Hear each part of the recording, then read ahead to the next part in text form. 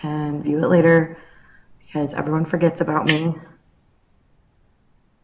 All right, and then I'm going to share my desktop with you all. Sorry, Kelsey. It's fine. Okay. Can y'all see my screen? Or Laurel? It says it's loading. Yep. Okay, cool. I've built you guys a little roadmap to success. So, yeah, I'm going to be giving y'all example resumes, what y'all need to say in them, how to like format them correctly, what they want to see like at the top, and what's important and what's not important. And then we're going to go over like what your LinkedIn should look like, that the fact that you need a LinkedIn. And then we're going to like talk about connecting with people, the right people, and kind of how to navigate LinkedIn the correct way to be like successful in finding job applications and stuff. And then we're going to talk about applications itself, what to expect, and then in the interviews, kind of what they're looking to hear for your internships and stuff. And then we'll finish up with kind of just like a broad overview. Okay? Cool. Okay. So I am going to start with the resume. So I know, Kelsey, you can't see it, but for everyone that can, this is an example I just pulled off of the internet that I thought was a really good kind of template because it's so broad. You definitely want to have some sort of summary or career objective at the top, especially since you guys aren't going to have a lot of work experience to list and it might be a little short. This is just kind of going to be where you're saying like what you're looking for, what you're trying to do, what your goals are in presenting this resume. So think of it kind of like that and not so much of, oh, this is who I am in a summary, you know? So I'll show you the one that I have. I was going to show you guys my resume, but I can't seem to. There it is. Okay. So this is mine. Mine is pretty easy, I guess. It's highly motivated business development specialist with 4+ combined years at B2B. That means business to business, if you didn't know. Direct consumer sales and administrative duties, proficient and resourceful in new business development, direct industry knowledge of IT recruiting and AI development, flexible and adaptive to new roles and teams. So if you kind of want to just take what I wrote as like a template, that's pretty, like it kind of goes for everyone. You just want to make sure you're using words like highly motivated, like proficient is really good, resourceful. I mean, I'm taking words that they're looking for, you know. And then you got to say like what you're looking, what kind of industry you're either coming from or you're trying to get into, and like what makes you different, I guess, you know. So then under that, I have my skills listed. I don't really go into a whole lot of detail just because they kind of want a brief overview of what you're good at, you know. So I would definitely, whatever internship you're going for, you need to tailor your resume towards that, excuse me, and make sure that you're listing skills.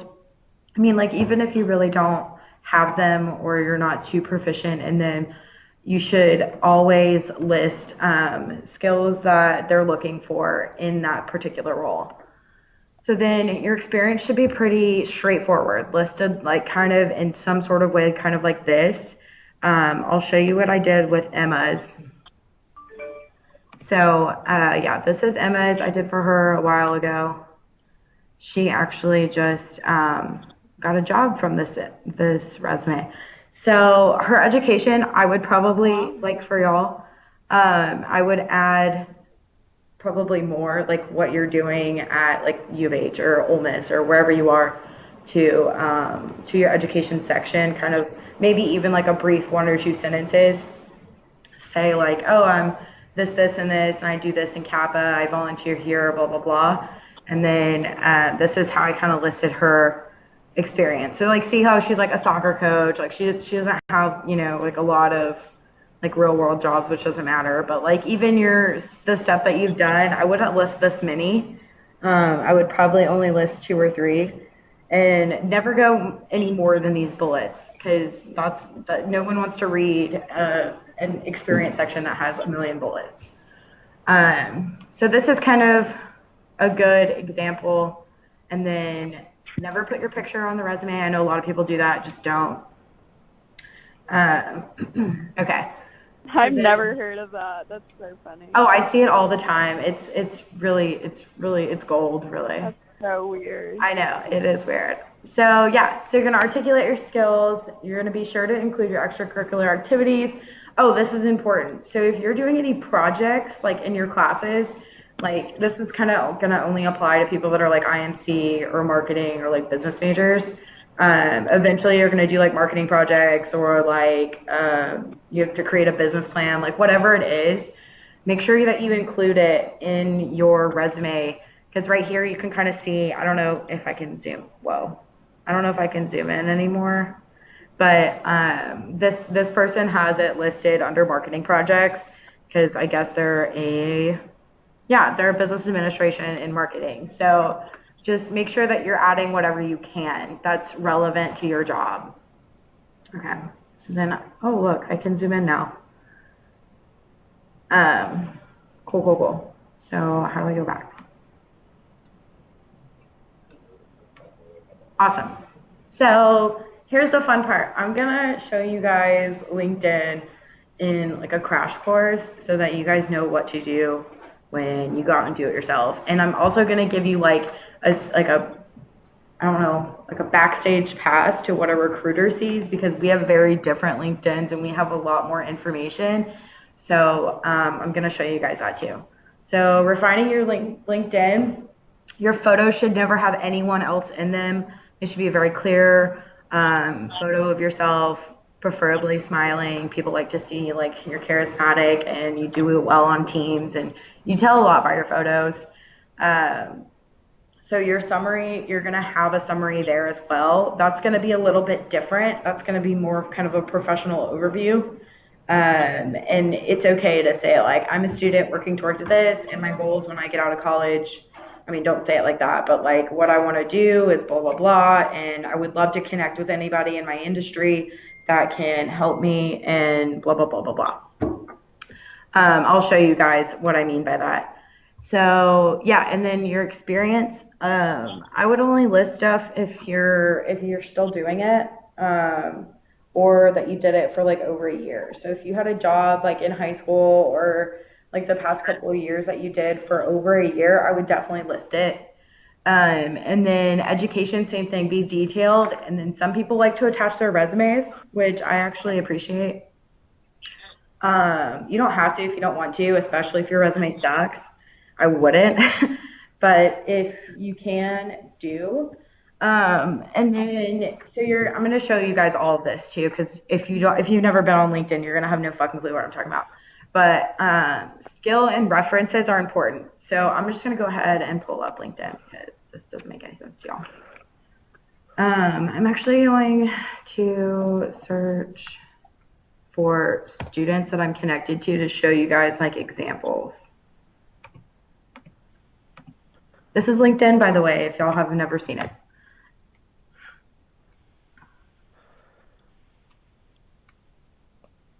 Okay, this is the one I think I was thinking of. Okay, so this guy, his summary is terrible. But yeah, he's got definitely list that you're a student and when you're graduating instead of present. So if you started in August 2016, then put August 2016 through 2020. And then if you're anything else at the school, like if you work at the school or whatever, definitely list that. And then this guy has already had a couple internships, but if you haven't, that's not important. And then yeah, so his education section is actually what I wanted to focus on because this is what's important because y'all are students. So I wouldn't list your high school. So if you have your high school on there, just take it down because it's embarrassing and we don't really care about it. So I'm going to click on this just because I don't know what it looks like. Okay, yeah. So what if we went to Jackson Prep? Should we put that on there? No, definitely not. Okay, so this is what I was talking about, the skills and endorsements. This is pretty important. So when you're listing your skills, I'll show you what mine look like. So this is mine. Hello, hi. This is me. This is where all of your activities are going to be. Like I wrote an article like over a year ago. And then these are all of my posts and stuff. I'll just show you kind of what um, LinkedIn's all about and how helpful it is to me. So, like I posted this because it's goofy and I need some UX designers so bad. And then yeah, out of this I get 3 likes, and then when somebody likes your post, it goes to their connections as well. So all of their connections will see it in their feed, and that's kind of how that works. And I actually ended up um, getting like a ton of views on this one post, and I found a great candidate from it. So this is kind of, yeah, I had 3,000 views on this post, probably because I got 11 likes. And people will comment and refer people.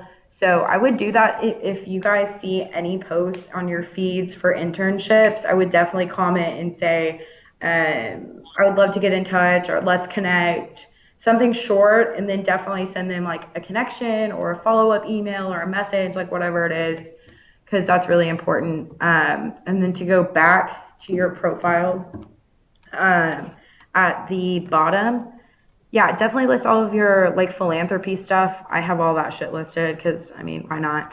And then your skills and endorsements. So these are all the skills that I have listed. And then every time you make a connection with somebody, they can endorse you for those skills. So let's say like you connect with an old boss, or you connect with me, or whatever it is. I'll go and endorse you for the top skills that I think you have, which I'll endorse you all for all of them. It's not really a big deal. Um, but yeah, that's how we go by searches. So I'm going to show you guys that in a second. And then recommendations, like I've given 2 recommendations. I've never received any because I've never asked for any. But you can ask for a recommendation through LinkedIn, and then those are really helpful because hiring managers and recruiters can just look through those and say, okay, can I vet this guy just by looking at his profile or not, or do I actually have to call all of his references? So that's super helpful. So yeah, this is kind of what mine looks like. The experience section, I don't list anything that I do because that's just not really relevant for me. But for y'all, I think you should list like a few lines of like what you did at each experience if you are going to list any, especially under student.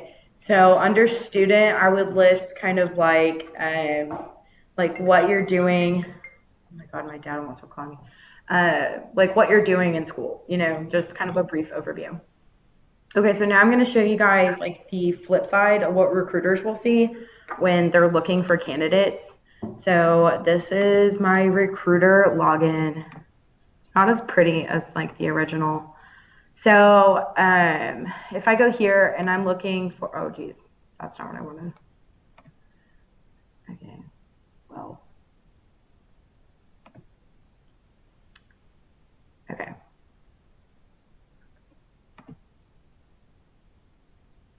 Okay, so if I start a new search, I'm going to say a student, uh, yeah, just student, and then I'll put like student, intern, or something like that, and then I can enter location.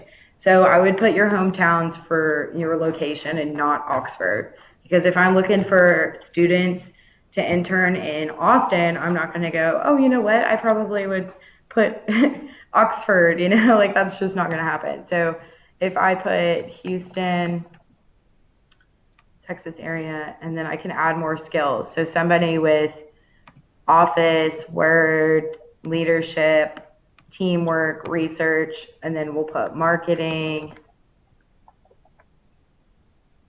and then customer service. So that's pretty much, I mean, they're not going to be looking for somebody with extreme skills, they're not looking for someone with like CRM management or anything like that. But these are probably going to be your basic skills, especially if you're going to be looking for like a business internship or something like that. And then I can press go. Okay. So, oh, I forgot to show you guys. This is really important. So on your profile, you need to mark yourself as available to new opportunities. So under career interests, it says let recruiters know you're open. You need to make sure that that's on because they won't reach out to you unless it is. So these are the people that have that marked as open to new opportunities. Um, yeah, so she's a student intern at the University of Texas at Arlington. And then I can also just add student, and then I'll get everybody, like students from all kinds of professions and all kinds of things. And then I can even add schools. So if you're going to A&M or University of Mississippi School of Business. So that opens me up to a lot more people. So that should help you guys out a lot. And then I can also do like industry. So if you're gonna have the option to mark your industry. So if you're wanting like if you're going into finance, that's really important because they're harder to find. Like right now, I only have two that meet all of these criteria. So this is how they're running their searches. If they're gonna reach out to you, chances are they won't. But it is always good to have that opportunity, because you never know who's searching for what. So you want to be ready for all of that. And then when you apply to a job, I'll show you kind of what it looks like to them. This is a job I have posted. And then these are my applicants. Okay. So I'm not even going to click on these profiles unless I see like a criteria match. This is the part where I say skills are important. If you apply to a job, they're going to have skills listed that you need to have this internship. So this is where it's really, really important to make sure that even after you apply for the job, go back and add those skills to your profile so that when they look at it, oh my gosh, this is the perfect match, and they'll give you a call, most likely. And especially since internships are so different than trying to find a different job in the field that you've already been in. You're just starting out, so what they're really looking for is somebody that's putting in the effort, has the skills that they're looking for, and can get you to interview well. So I'll talk about that later too. Okay, let's go back. I talked about that for a long time. Sorry, guys. Okay, cool. All right, connecting. Here's what you need to know about connections. When you graduate, you should have over 500 connections. That shows hiring managers that are looking for entry-level people that you're active, that you're involved in your industry, you know what you want, you're looking for it, you're actively connecting with people that can help you get to where you want to be. Connecting with hiring managers of companies that you would like to intern with or even work with in the future is super, super important. So like if you want to be, like for an example, if you want to be a video marketing assistant or a video marketing associate for ESPN or for Coca-Cola, whatever it is, you need to go and identify the people that will make the hiring decisions and connect with them early. Chances are they'll accept you. There's not a lot of rejection on LinkedIn. It's not like you add somebody on Facebook. If you don't know them, you reject them. It's not really like that, especially if you have listed that you're like a marketing student and you're looking for this. They'll definitely connect with you because they're always looking for entry-level people. Everybody is all the time. So definitely don't be afraid to message anyone either, because I know that's awkward, like messaging people you don't know, especially adults. It's weird. But don't be afraid to. Just send them a quick message. Don't say anything too extensive. If you connect with somebody that you think could really benefit from talking to, just say like, hey, thanks for connecting with me. I would love to chat with you more about your company and learn more about what you do or something like that. And I'm looking for an internship next summer. I'm wondering if you know anybody to connect me with or something like that. You can always ask for references and things like that to people, and they'll definitely help you out. So yeah, be active on the feed. So on LinkedIn, it's kind of important that you're liking and commenting on articles or even sharing articles that interest you. The more traction you get, the easier it is for hiring managers to find you organically. It's easier for recruiters to find you organically, and it's an easier way to make connections. So definitely be active on the like home feed. So that's what I have to say about connecting. All right, your applications. So when you're applying, you need to ask yourself, what can I offer the company? They'll ask you that most likely. Why should we choose you? Those kinds of things. You guys need to start applying for these now if you're looking for a summer internship in 2019. I know for a fact most companies are already interviewing. They're going to wrap up interviews probably before the first quarter, which is January. So you need to do that now. And most likely you'll have a phone interview and maybe even a Skype interview. So if you don't have Skype, I would just download it. It's super easy. And then you need to be ready for an interview. So like if your resume is not ready, then you need to get it ready now. And then when you're applying for these places, they're probably going to want you to write a cover letter or some sort of like little excerpt on why you're applying or something like that.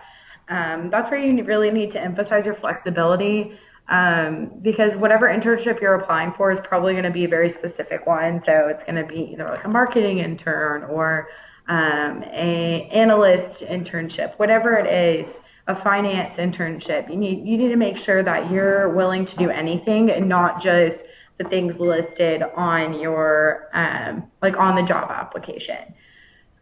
So that should be pretty helpful. And then in your interview, these are some popular open-ended questions.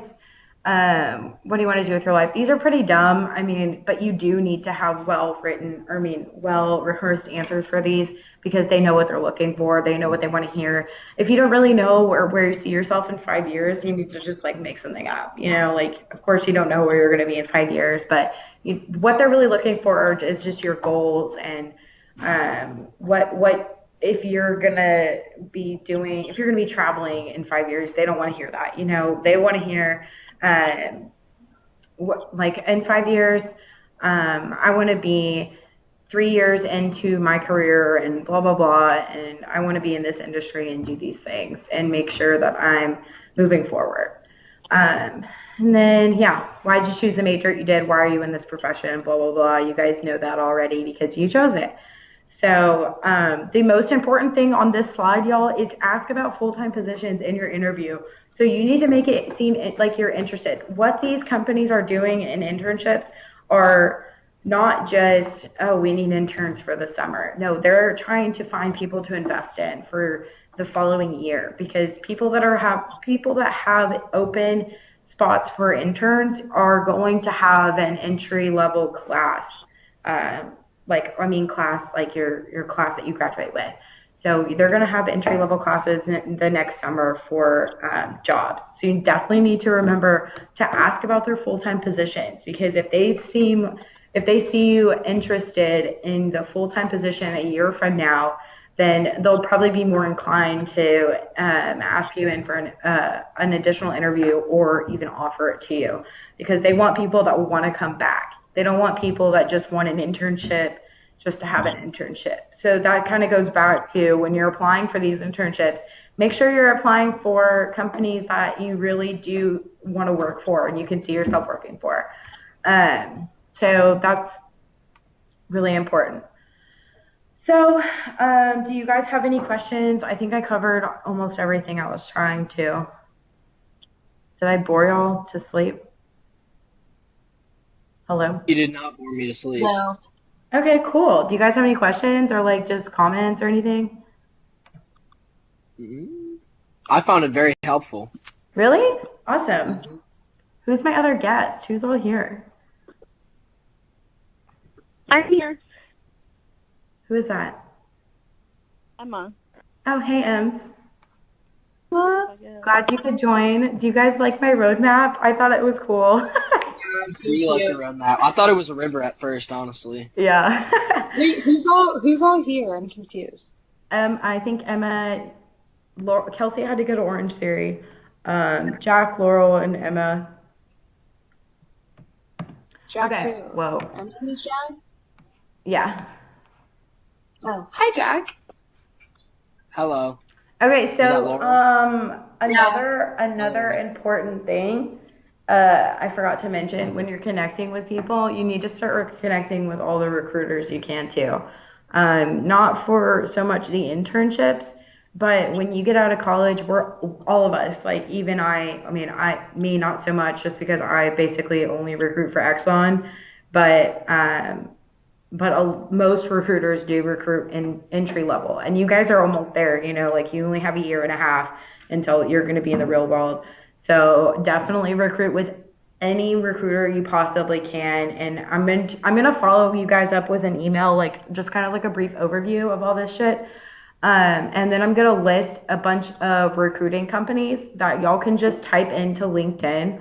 Like you just go here and you just type in like Addison Group.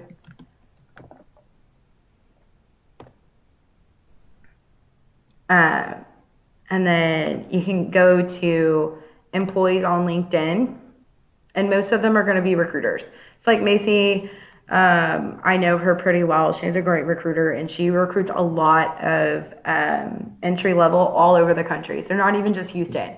But that's also important. Like, it doesn't matter where these recruiters are. Like, I place people in Atlanta all the time. I place people in Detroit, Seattle, like wherever it is.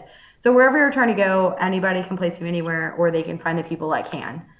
So that's my last tip for you guys before I end our little session. And if you guys have any questions after this, just you guys know how to reach me. All right. Thank you, Peyton. Thank you, Peyton. You're welcome, guys. Love y'all. Bye. I'll probably follow up with you because Okay. I couldn't get the like video part to work for like the first half. Okay. I recorded the whole thing, so I'm gonna post it somewhere and then just send you guys a link, or because I think it'll be too big to just text y'all.